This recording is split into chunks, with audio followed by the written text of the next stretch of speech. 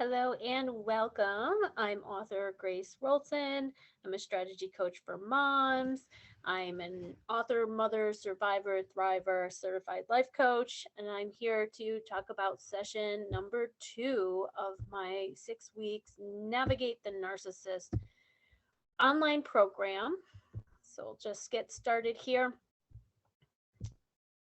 Thank you for listening and learning. Learn all that you can from my course. I know it's Navigate the Narcissist. It's a 6 week co parenting course that I usually do one on one coaching with.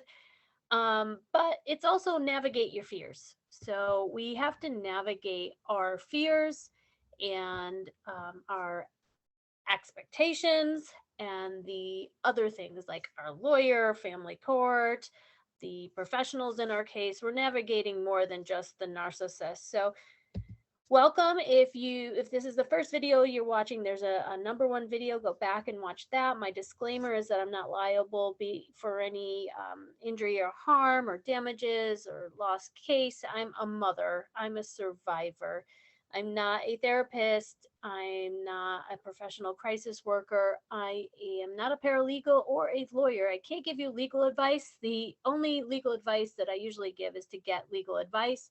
And I usually direct mothers to do at least 3 consultations and don't pick the first lawyer. And when you're doing those consultations, use my Get the Right Lawyer guide and extract as much information about your case, the judge, the laws, as you can. Don't just go ask them how much their retainer is. Make those consultations be very helpful and insightful for you. So take what you like, leave the rest. You can go to my website to see everything that I offer. This is session number 2, and I'm going to talk about the importance of support. There is a Google document or a PDF so that you can follow along and just write your answers in, keep them in a safe place, obviously. This is my first book over here, Co-Parenting with a Narcissist, 7 Self-Rules to Stay Sane, a survivor story. It's not my first book. It's my first book in this series. My first books are about loving an alcoholic, but I'm here to talk about the importance of support. So I've told you in the first session, the key to your survival and you getting through this and your child having a healthy, stable parent is your sanity. So the way to establish your sanity is usually with support strategy, and maintaining your sanity is key because there's going to be a lot of crazy making experiences that would drive any normal person crazy, especially if you got to undergo CPS investigations that are bogus, if you have to get psychologically examined by a psychologist that they choose. So you're going to need your sanity, even though you're dealing with a lot of insanity. The other key I'm going to talk about is be stable. Be the stable parent. Don't be moving, running. If you're running, if you're moving a lot, you look like an unstable parent. So make sure that you appear stable and that you are stable. What I like to say is seek out survivor wisdom and the experts. There are so many experts. There are so many coaches, high conflict divorce coaches, certified divorce coaches. There are life coaches everywhere. There are moms like me offering strategy session and support calls. Seek them out. Get those free consultations. Get perspective on your case. You will need support. If you can't afford support, ask for if they take any pro bono or free clients or discounted rates. Call the local DV agency. Call the one 2 towns over in the big city. Ask if they'll do it by phone weekly. And just because you have someone like your mother or your best friend doesn't mean that's all the support you need. Those people are very emotionally connected to your story, and they often can't give you objective opinions or interpretations and new perspectives. So get backup support and get regular support. Like, many women are getting weekly therapy to deal with this. It doesn't mean you are less than or weak. Getting support is a sign of strength. And don't let there be any more excuses. I talk to moms who say they can't afford it, they have no time. Eliminate those excuses, find the time, budget in the time, block out the time, even if it has to be, your lunch break, you're doing a session by phone. There's technology is wonderful that we can be talking to someone on the other coast, getting support in our lunch break weekly, regularly. And there's so many programs out there offering, even the national crisis line or suicide helpline, all of those, you can talk to somebody pretty much right away. So don't let there be excuses stopping you from getting support. We needed support for this. We're not experts in narcissists, sociopaths, family court battles, high conflict court. Even the experts have a hard time dealing with the dynamics and hostility and the complications and the complexity of these high conflict custody battles. So get support, get backup support, get several levels and layers of support you have weekly, support where you can call and vent to. You can be part of a 12-step program. You can do ask for sponsors in those. If you've been with a narcissist, most likely you're an empath or a codependent. There's coda meetings, Codependents Anonymous, where they have meetings every day by phone, and sponsors. There's Al-Anon, if your ex was not just a narcissist, but also an alcoholic or a drinker that wouldn't admit to alcoholism. Al-Anon is a support tool and has phone lists of members willing to take your call and help. These are the helpers of the world. Let them do their job. They say it's the 500-pound phone. Pick up that phone. It shouldn't be that hard for you to ask for help. And if it is, then really need to be in therapy to be able to move away those obstacles and limitations for what it means if you need help. It doesn't mean you're less than, doesn't mean you're not capable and competent. Gotta drop the pride. Pride is often a fault, not always a virtue. So get support. Don't let anything get in your way of getting support. Even if you get 10 no's to get that 11th yes of a person who will help you regularly. And don't just think like one session is going to solve all your problems. That's another thing. We're going to talk about expectations this time. I do a brainstorm, a strategy call. We go through many different strategies that can be implemented, but that one session isn't going to be enough to help you maintain, understand why you need these boundaries in place and how to uphold them. Because when you set a boundary, there's boundary backlash, is what I call it. You can look at my first book, So You Love an Alcoholic, Lessons for a Codependent, and you need to detach and shield yourself. Don't expect to detach from somebody and then be okay with it. You have to learn how to shield yourself. And one way of shielding yourself is to have an army of allies behind you. And that can really help you stay standing. And, there's a quote in the Bible that someone told me, just stand. If you've done all that you can, just stand. But you need to help stay standing. So please get that help. Session number 2, we're going to talk about expectations. I had so many that he was going to treat me better because I was the mother of his child, that he didn't want anything to do and he was going to go away. That once we went to court one time, that would be the end of it. All these expectations just led for utter disappointment. So I had to face them, vent them, and deal with reality. And I had to stop expecting other people to rescue me. I thought lawyers knew more than they did. I thought the judge could see through things. I thought GALs could see through the charm and lies based on facts. But, stop with the expectations. Educate yourself. It's so easy to educate yourself on narcissists. There's blogs. There's videos. You can watch 100 videos and learn all the different tactics of a narcissist, or how they are, how they think, and why they're so different, and what you can expect. So educate yourself so that you don't have expectations that they're going to be okay with the one agreement where they manipulated you into signing, that one will last forever. I understand they circle back around like hoovering, and nothing is ever enough. So take responsibility for your expectations. Take responsibility. If you expected to tell him not to call you and he's calling you, like, where's the boundary there? So if you're expecting a boundary crosser type person to respect your boundary, then you've set yourself up for disappointment. So some people say an expectation is a premeditated resentment. If you're getting resentment, bitter, and angry, then you got to look at your expectations, face them, deal with reality, know what you're dealing with, and don't expect people to prioritize the children.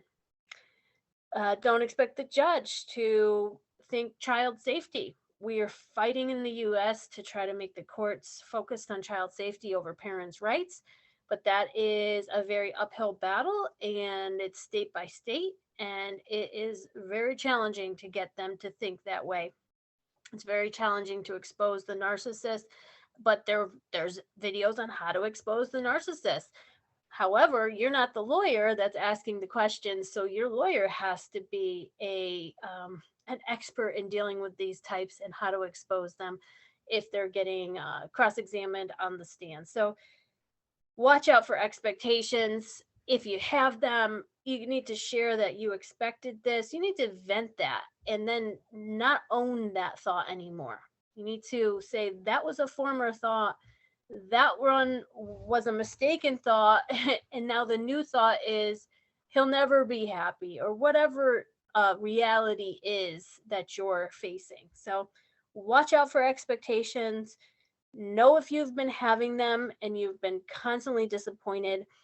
You don't want to keep going into the hardware store for bread. There's no bread in the hardware store. So that's a saying they have in 12-step groups.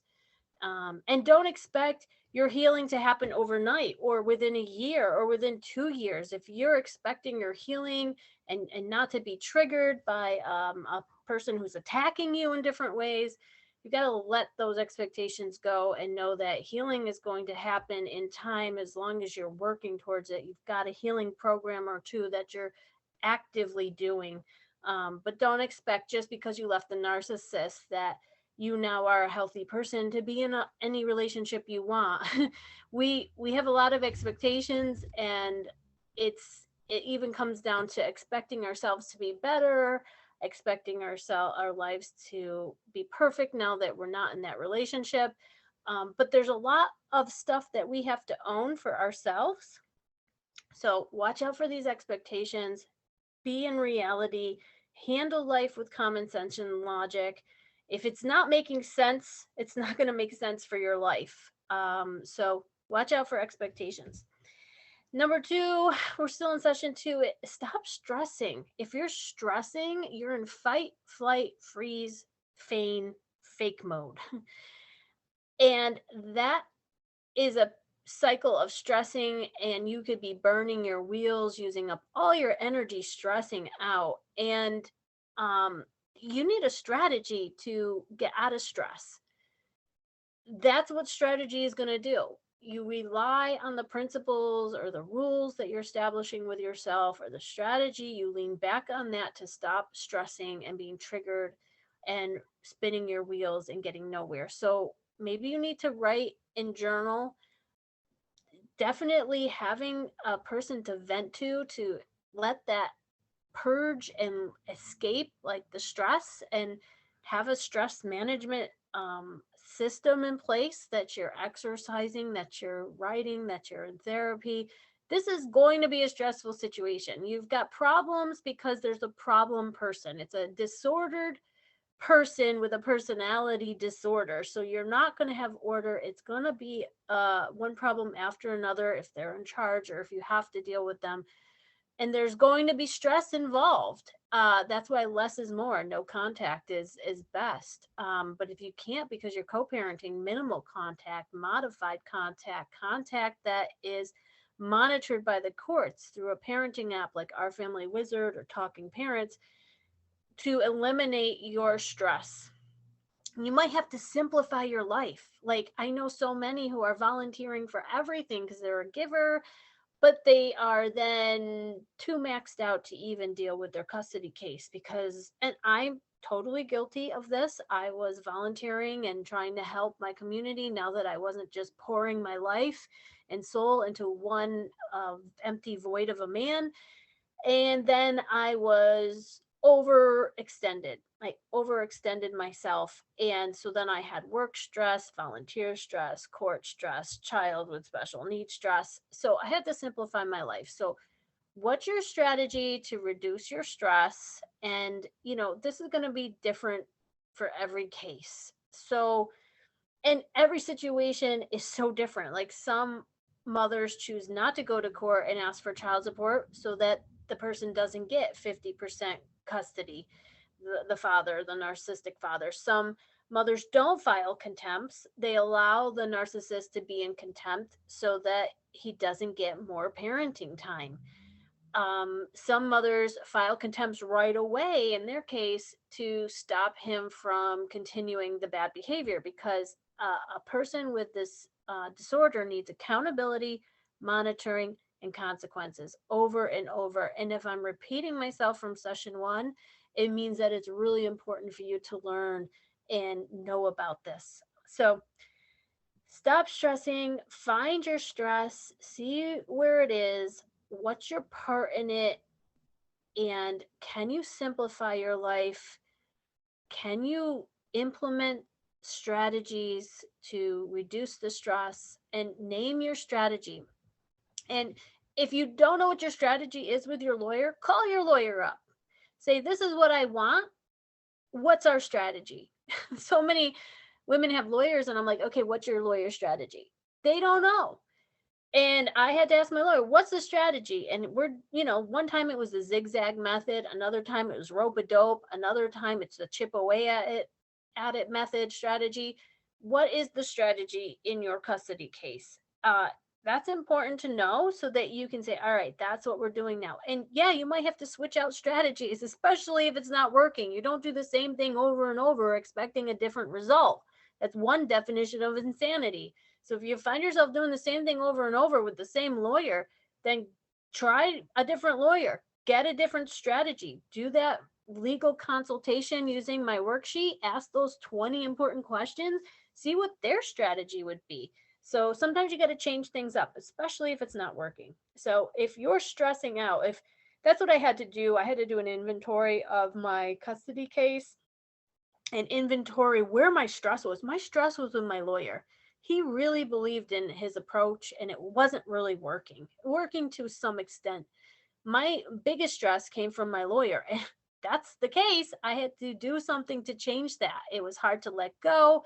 I'm a very loyal person, but I had to preserve my custody with my child and I wasn't prepared to lose it and by doing the same thing over and over and constantly losing little bit by little bit and playing defense versus offense. So you got to know, you got to know what your strategy is. There is offense where you're filing motions and you go first when it's time for trial. And then there's defense where they're filing motions and you're constantly answering and providing evidence to defend yourself.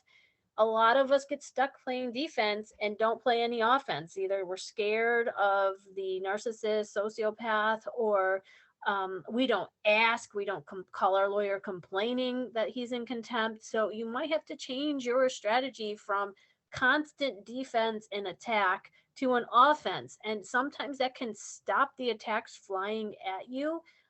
Sometimes it can heighten it for a short period of time. So work with somebody. Like I said, get the experts. There's so many of us here that have been through it. Plenty of coaches out there.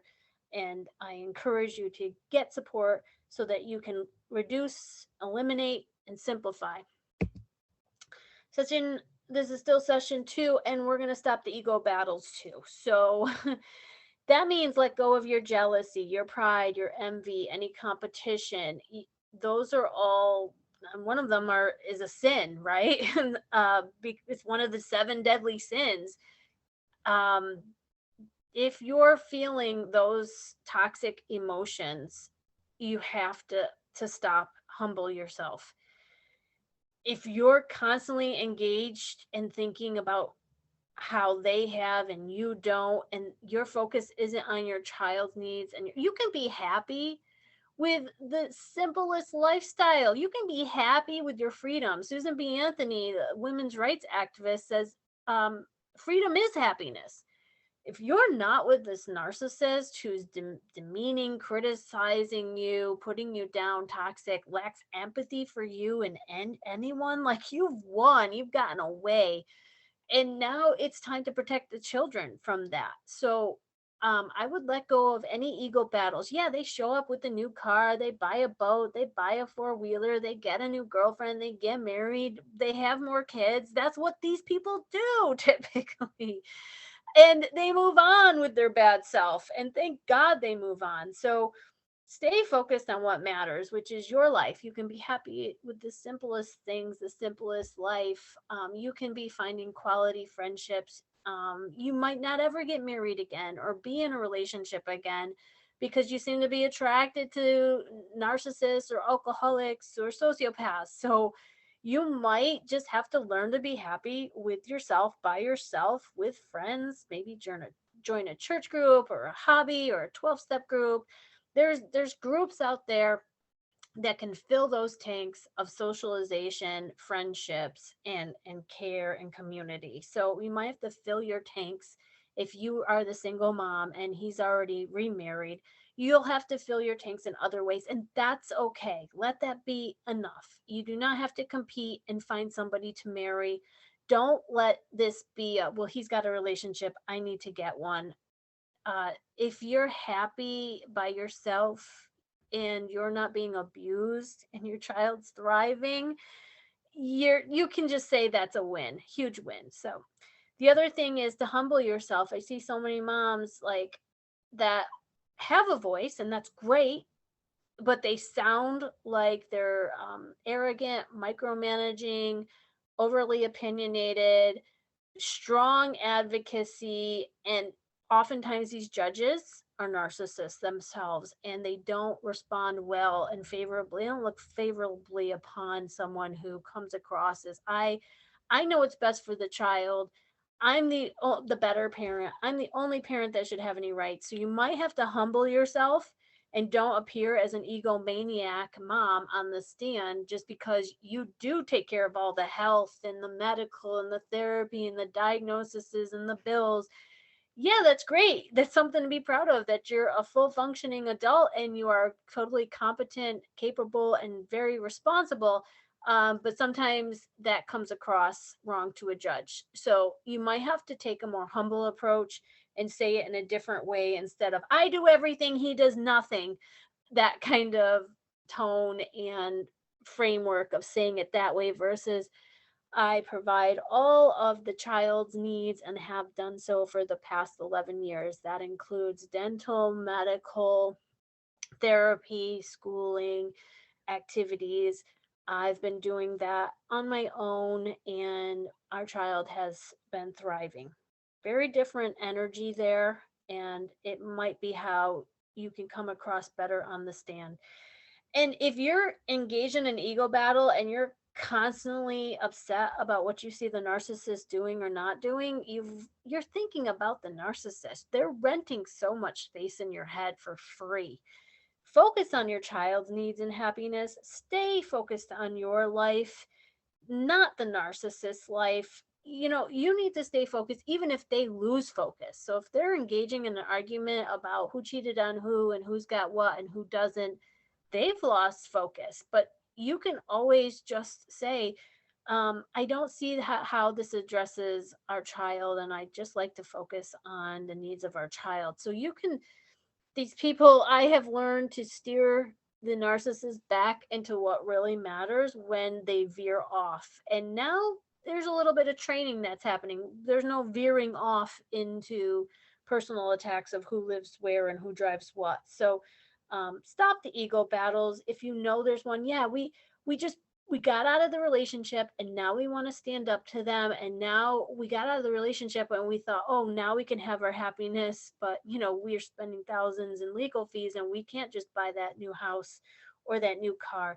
But don't let that ego thing be the thing that destroys you. I see people's egos destroy them. You know, you have a soul. Your soul is grateful and satisfied for the smallest things. Stay with that. Get out of the ego, get out of the ego battles. Number two is to stop the drama. So if the courts think you're part of the conflict and they can't decide who the high conflict party is because the narcissist says one line and you type up 3 paragraphs, you look like the high conflict person. So when you're writing, write as if a judge is going to read it. Would it be something that you'd like read aloud in court? Does it sound kind and friendly and civil? You might have to exercise a lot of restraint, opt out of saying what you want to say. um you know, if you're in the drama, trauma, and chaos, the back and forth, I call it the super ball, you know, a super bouncy ball. If you hit it off a hard surface, it'll bounce all over. Don't be a hard surface, just be the curtain. Super ball hits the wall, hits you, drops. You're not part of the drama, trauma, and chaos. You are the neutralizing force. And there's a lot of neutralizing things like that you can say, like, we need to just focus on our child and let the past go. And there's neutralizing things that you can say. I work with me or another coach to have those down so that you can say them in the moment when you're triggered or attack is coming at you or the drama is heating up. You learn to de-escalate. The other thing is, what healing program are you in? So there are narcissist abuse specific healing programs. They can go months long. There can be 12-step programs for codependence or people with love addiction, or any kind of addiction. Those 12-step groups are wonderful. Are you in a program, following a program? Because don't expect to just leave the narcissist and get better. You really do have to work on yourself. And, you know, we talked about expectations and be in a healing program. If you're not, get into one. Google, find one. Even if it's an online course like this, where it's 7 weeks of like cleaning up the mindset and establishing supports and learning what you can be doing to safeguard your case. Well, there's healing programs where it's like step one, you know, admit that you are living an unmanageable life being yourself. You don't even have to blame your life on someone else. You can own it. And so that's one of the things I did is I said, okay, he is an alcoholic, he's a narcissist, and I'm an empath and a codependent. I don't have good boundary function. I need to learn boundaries. I read 2 books on boundaries because I didn't know how to implement them. And I also didn't have the courage, but you get courage through connections. So a lot of these programs have a support group attached. So, you know, not just a healing program, but a supportive community that can help you strategize or get creative on how to set boundaries and deal with boundary backlash. So stop the drama. You know, there's one coach out there that says the judge hates the both of you.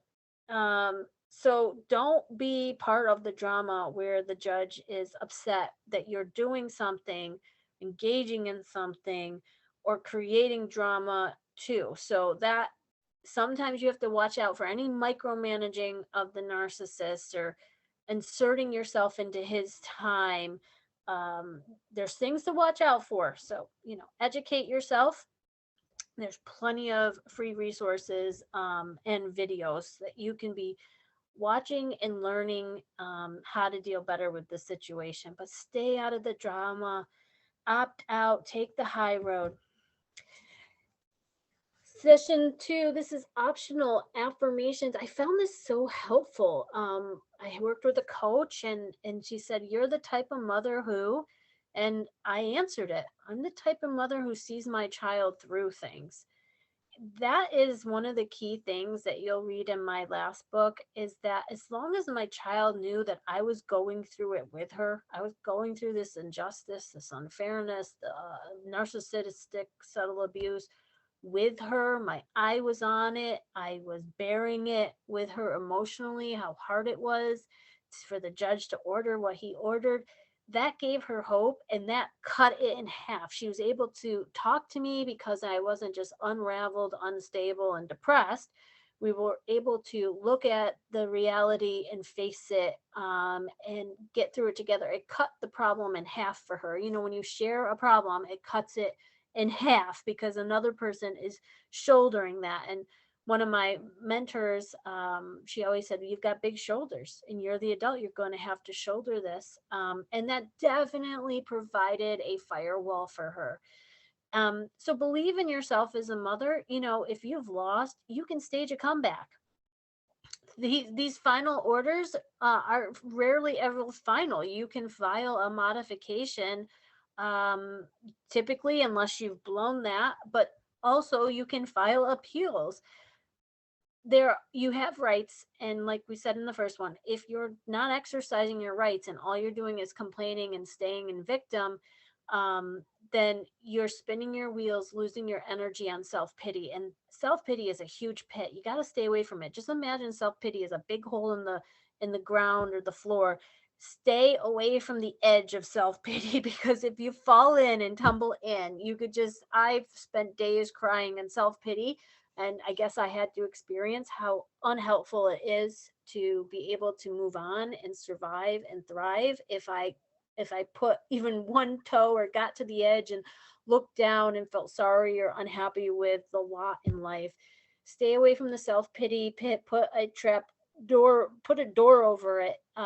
Imagine yourself not going near it. Stay away and believe in yourself. Hold on to and have hope. If your child is alive, there is hope. We can heal from our traumas. We can get therapy.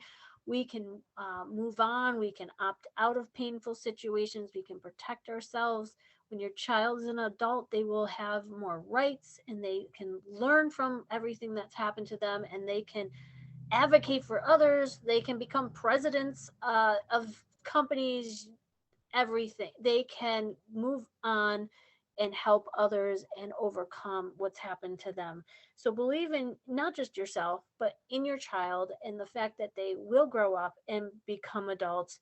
And we are surviving the in between and wanting to see them live out a happy, healthy childhood. So this was the end of session 2. I didn't really go through all the books that I have written. Now I'm speaking out and creating videos for you, but you could start by reading my story. My first book is Co-Parenting with a Narcissist, 7 Self-Rules to Stay Sane. It's that orange-yellow book. Learn all you can because knowledge is power. That goes through my losses, and that goes through what I had to do to get the mindsets to win. Book number 2 is How to Fight a Narcissist in Family Court and Win. That's where you get the smart strategies and how I was creating them as needed, as applicable to my situation. I can't give you one strategy fits all. So you will have to change up strategies. So create these strategies, write them down, and write your own self rules that you will and you won't do, to stay sane. Like you won't go near that self-pity pit. That's not in any of my books, but I hope that's helpful for you. Book number 3 is Co-Parenting with a Sociopath, Survival Insanity Guide. If you've got to learn to dodge, fly under the radar, appease, give calculated supply, don't appear to be a threat. If the person is dangerous or you're completely afraid of them, Co-Parenting with a Sociopath is my last book in that series. But then I just came out with my new book, How to Survive a Custody Battle with a Narcissist when the family courts forced you to co-parent. So many people have complained you can't co-parent with a narcissist, you can only parallel parent. Well, I found ways to co-parent with the narcissist, and that means not appearing as the opponent. And I had to slowly eliminate the enemy image he had of me in his mind. I had to plant seeds, use skillful means.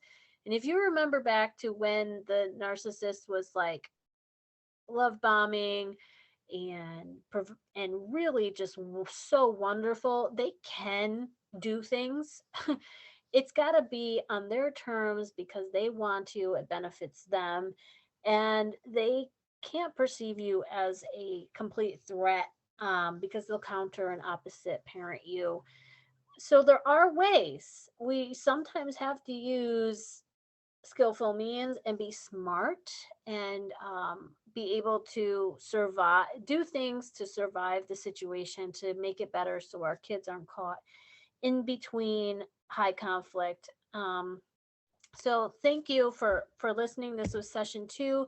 This, I said, was my first book. The cover might be a little different. I'm doing an update now because I did win back almost everything that I lost, and but I didn't lose my sanity, and that was super important. This is How to Fight and the Super Smart Strategies for Success.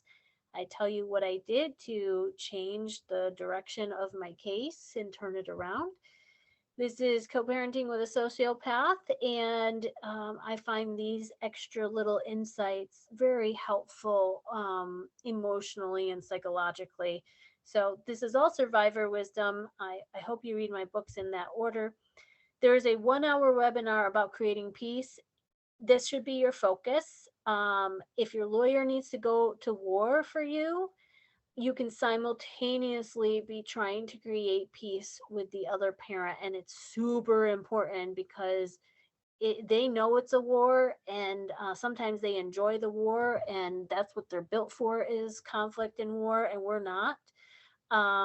So your communication, your presentation towards them, it all matters, and this all trickles down to your child. So learn to communicate in ways that bring the whole co-parenting situation peace, which ultimately brings peace for your child. This is a recent uh, webinar, 8 common mistakes moms make. We make a lot of mistakes, and sometimes we make them over and over. Like, for example, projecting who we are onto the narcissist, that they care, should care, that they will be nice and kind and generous like us. No, we can't. We've got to stop projecting ourselves onto them. And as you know, they project their selves. Every accusation is a confession. So they're accusing you of something they're doing because they're projecting themselves. And that's what we do. We project what's going on. But we need to stop that, get clarity, and see who they are, know how they think, and understand how to deal with this type of person, instead of using denial and putting our head in the sand, sweeping things under the rug, that it's really not that bad, that it's really not that awful. Our children are vulnerable and often unsupervised with someone who lacks empathy or doesn't have a moral compass or conscience. That is that's very dangerous at times and very traumatizing. If you've ever been through trauma, you know that the coldness and of another person hurts more than if you got a physical injury. And so that is important, to clean up our mistakes, understand where we're making mistakes, and stop making the mistakes. This is my 7 free tips instant download. If you come to my Facebook group, Co-Parenting with a Narcissist Support Group for Moms, it's pinned at the top. You can get this instantly and start reading, because you don't want to focus on the problem. You want to focus on the solutions. So be solution focused and be ready to open your mind and learn all that you can. This is my Get the Right Lawyer guide. You can find that at the group or on my website. It's a downloadable PDF. Understand why your judge matters, why your lawyer matters. Get the 20 questions, print out the 3 worksheets, show up prepared. Understand that you need to organize your thoughts before you go into these, and don't expect, here we go back to expectations, that a lawyer has an intake form for you. They might just be winging it, taking whatever comes, listening. You go in with the 5 things that you want, go in with the questions you need answered to make good decisions. So be prepared and check out and get that guide. So thank you for watching. If you're following along in the books, read up to chapter 5 of Co-Parenting with a Narcissist, 7 Self-Rules to Stay Sane. And please watch for session number 3. And if you're watching this as a part of my group, thank you for being a member of my group. And I encourage you to get through all of these and learn all that you can. So thank you for watching, and we'll see you in the next session.